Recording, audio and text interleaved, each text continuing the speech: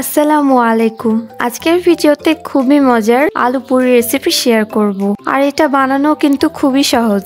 তো এর জন্য প্রথমে একটি বাটিতে 2 কাপ আটা, তারপর হাফ চা চামচ লবণ, হাফ চা চামচ কালো জিরা এবং 2 থেকে 3 টেবিল চামচ তেল দিয়ে সবগুলো উপকরণ ভালোভাবে মিশিয়ে নিতে হবে।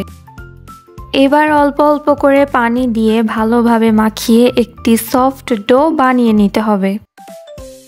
ডো বানানো হয়ে গেলে আমরা এটাকে ঢাকনা দিয়ে ঢেকে এক সাইডে রেখে দিব।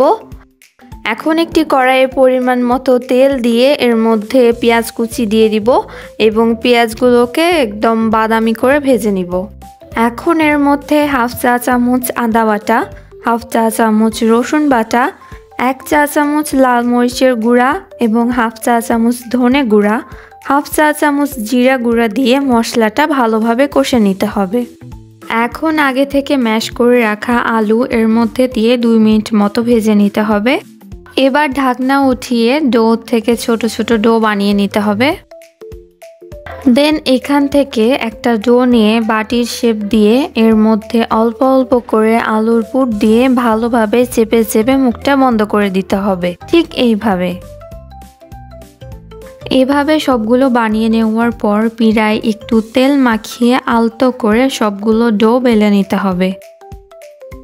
এখন একটি কড়াইয়ে পরিমাণ মতো তেল দিয়ে তেলটা গরম হয়ে আসলে এর মধ্যে আমরা পুরিগুলো দিয়ে দিব এবং সবগুলো পুরি আমরা গোল্ডেন ব্রাউন করে ভেজে নেব।